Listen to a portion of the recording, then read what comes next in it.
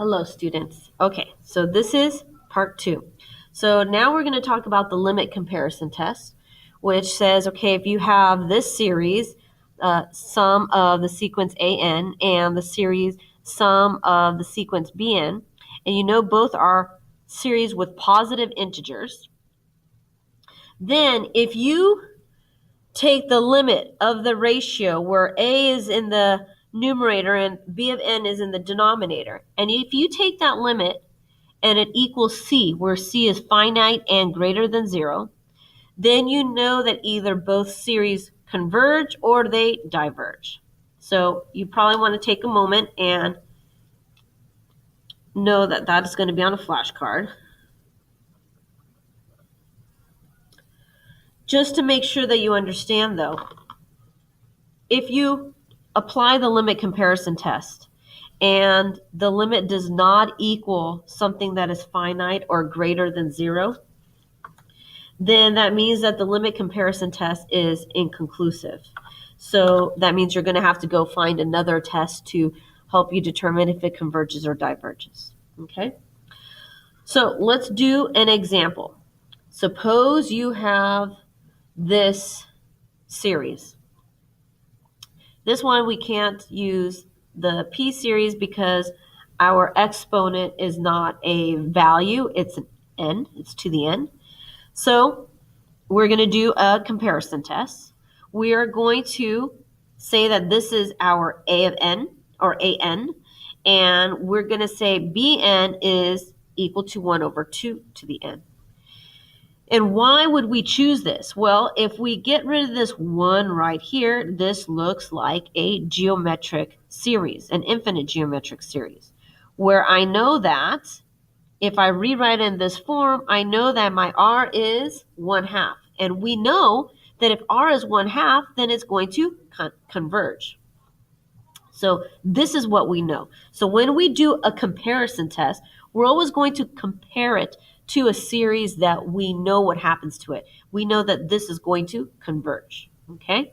So we go ahead and we do our ratio. Take the limit of AN divided by BN, and then we simplify, multiply by the reciprocal, and we get 2 to the n divided by 2 to the n minus 1. And when we put infinity in, we get infinity over infinity. So that is an indeterminate form. So we can do L'Hopital's rule, which I think would be very torturous in this situation. Well, actually not so bad. But I went ahead and I divided by 2 to the n. It's the same thing as dividing by the largest degree in the denominator. And when I do that, I end up with 1 divided by 1 minus 1 to the 1 times 2 to the 1 over 2 to the n power. Sorry. And when you put in infinity, this expression right here is going to go to 0. And so our limit is going to be 1, which, going back, we know is finite and is greater than 0. So if we get this result, we know that either they both converge or diverge. So in this situation, AN, the sum of AN, is going to converge. Why? Because we know this series, BN, converges because it's an infinite geometric series. Okay?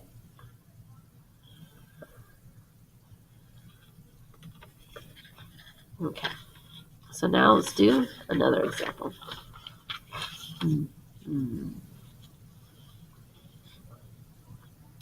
All right, so in this situation, we have this expression. Now, since I see that I have polynomial-like expressions in my numerator and denominator, I can do something like the P series. I see my numerator is 2n being squared. This is the highest degree. Here in my denominator, I have n to the 5th power being square rooted. So really the highest degree here is n to the 5/2. Okay? So I'm going to do this. I'm going to say that my expression here is AN, and I'm going to do something similar to AN, BN, my numerator 2, n being squared, divided by n to the 5 halves.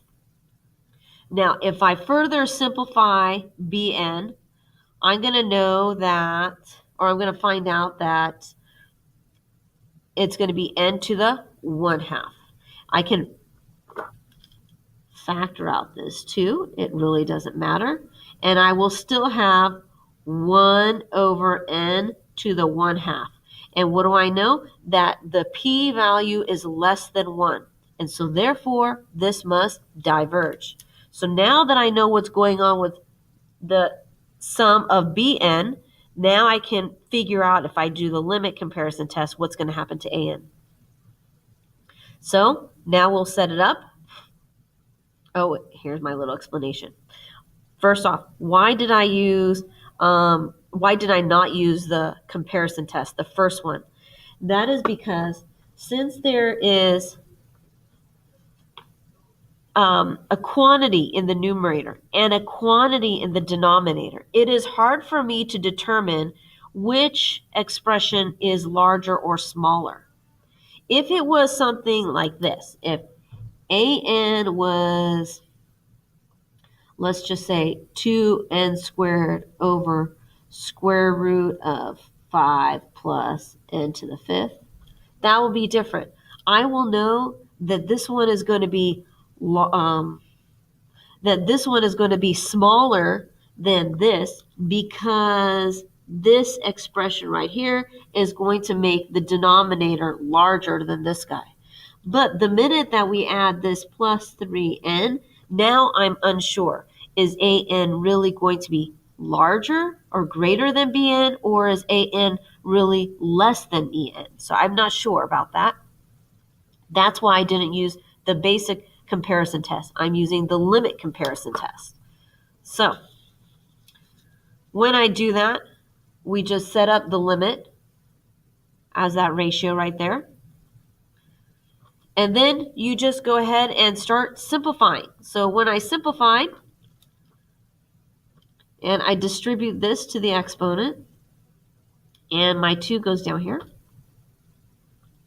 Then when I take the limit, I get infinity over infinity. So then, again, I divided by the highest degree in the denominator. And so in the numerator, I divided by n to the 5 halves, n to the 5 halves. Here, it looks like I just divided by n to the 5th, but remember that it's inside the square root. So still, technically, I'm dividing by n to the 5 halves. And so when that is simplified, I get this expression. And after you put infinity in, you know that this is going to go to 0. You know this is going to go to 0. And when you work everything out, you're going to get 2 over 2, which is 1, which is finite and greater than 0. So that means since I know that this expression diverges, since my p is less than 1, then I know that the sum of an also diverges according to the limit comparison test. So it's important that we remember our harmonic series, our p series, and any other ones that we talk a little bit about, because then we get to use those series on these comparison tests so that we can compare it to something that we don't know. Okay? All right, good luck.